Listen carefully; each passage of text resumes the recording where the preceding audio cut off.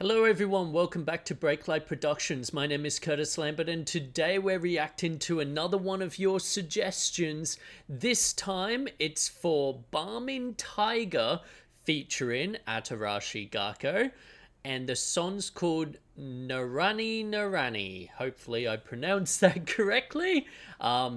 Obviously we've reacted to a lot of Atarashi Gakko before. Usually their music videos are fucking dope. So even though this is a different group leading the charge, hopefully it keeps that same craziness that we've gotten used to. So let's jump on into it.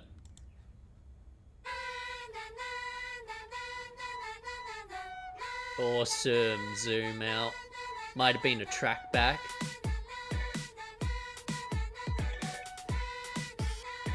Looks like zooms. I mean, this is already very much Atarashi Gakko vibes. Nice little whip hands.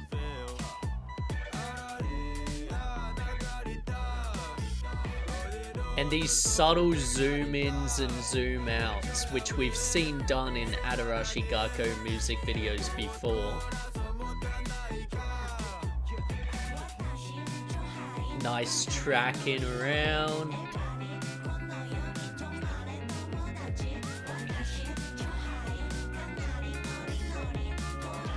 Very balanced lighting. Oh, bit of strobing.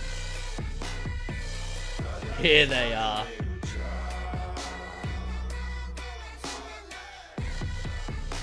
Damn, this is a crazy song.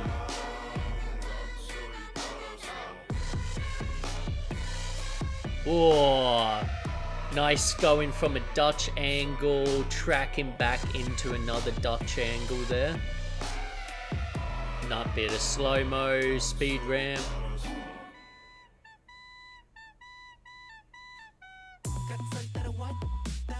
Oh, that's an interesting shot. Okay.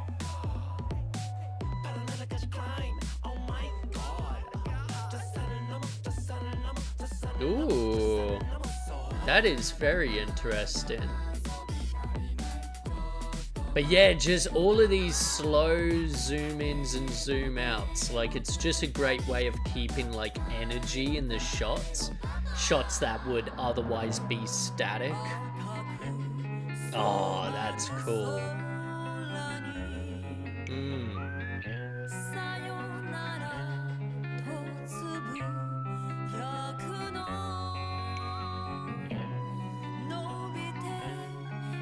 So that would either be green screen or backdrop behind them. Oh, those giant eyeballs are freaky. Nice.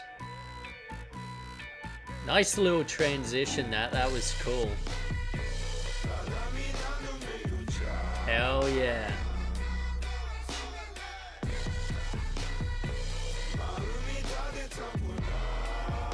Okay, so some of that looks like it might be real, sort of like, well, I say real snow, like real props acting as snow. But then it looks like there's some artificial ones on top as well. Ooh, good lighting. Oh, what an interesting shot.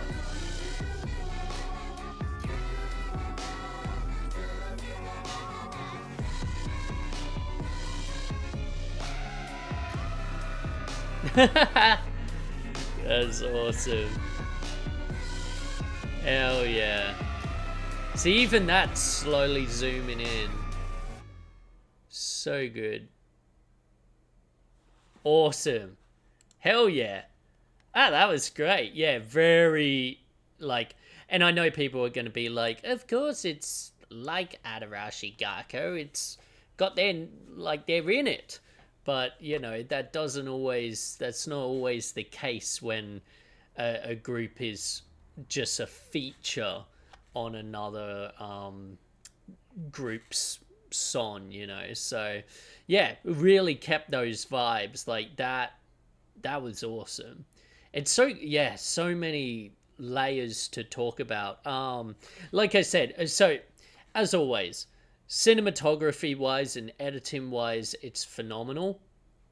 You know, as most of these productions are that, you know, are recommended to me. I haven't seen many people recommend bad music videos so far. Maybe I need to start doing that.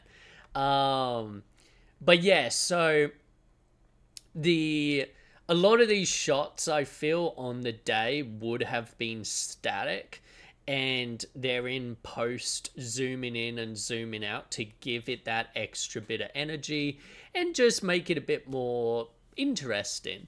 Again, this is something you probably wouldn't do. I mean, don't get me wrong, it definitely does happen in films, but in film, you know, you probably just want it to be a static shot. In music videos, you need it to have that energy and stuff because, like, you've got to keep people entertained. So while that's not saying you have to make every static shot move in some way, it definitely does make a big difference. So yeah, lot of that in here.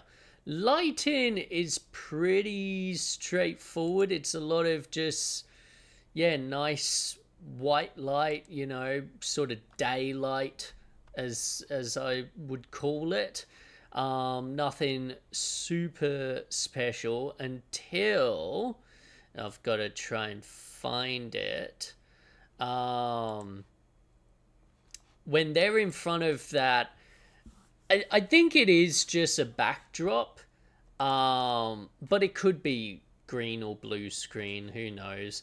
But yeah, it's very one directional lighting, which works well because the whole background is playing off that sort of sunset. So it makes sense for there to be this one bright light source that's just basically doing all the work, and it's coming from sort of a side angle down onto the girls. So yeah, that makes sense. Love all the little transitions and stuff, little whip pans. We've spoken about whip pans before. Whip pans are basically like you take the camera and you whip it to the side as fast as you can. And the idea is that you can, so if you're, let's say, getting a shot and you end it on a whip, and then you've got in a completely different room a, let's say, a glass, and you whip pan to it, you can stitch those whips together, and because of the motion blur, it'll actually like look like you've just essentially gone from one room to the other, which is super cool. Um, a way you can fuck it up is if you're like it doesn't have to be perfect, but you want to make sure your whips are at least somewhat of a similar speed to each other. Because if one's far slower than the other, it doesn't really work. I know you could speed ramp it in post or whatever, but it's, yeah, just easier if you get used to like whipping it at the same speed. What other interesting lighting? I will quickly say we've got more of this. When we've done Adarashi Gakko music videos, what I call the stitching together the black void shots. Yeah, we've seen them do this a bunch of times. It's basically if the actors or performers are on a black background with lots of shadows and stuff, you can stitch together entire frames, and so long as that black is the same shade of black, you can't tell that it's, you know, different. And you can't see, the stitch marks. So yeah, super cool there, and we see it put to good use once again. This when he's up on the wall, I want to say, um this sort of, yeah, nice blue lighting is really cool. Again, it's sort of giving it that moonlight vibe. Again, if in layman's ways, if you want to make something feel like it's nighttime, make it blue light. If you want something to feel like it's daytime, go for white light. If you want it to feel like it's afternoon, sort of sunset or sunrise, orange light. And that's sort of how our brains are wired to think. If you watch a lot of movies, you'll start seeing that used quite a lot in them. The snow's interesting. I've got to watch it again. It might just all be like VFX elements, because I'm not actually seeing any flakes land on anything. So yeah, beg my pardon for during that. I think that's all just completely VFX, which is straightforward to do. You can literally find plug-in packs people have made of like snowfall or ash clouds or whatever, and you just drag and drop it onto the footage. You might need to play around with it a bit to make it look good, but yeah, it's pretty straightforward in all honesty. So that's awesome. Yeah, loving some of the Dutch angles going into like complete rotation of on the axis, getting, yeah, from one Dutch angle to the next Dutch angle. Again, Dutch angle, basic, what does that mean? It just means you take your camera and you go what, and you film whatever you're filming on a diagonal angle. Super straightforward, and yet we don't see it done much. I don't want to say much, we just don't see it done as much as we would think we would, I guess is the best way of putting it. What else?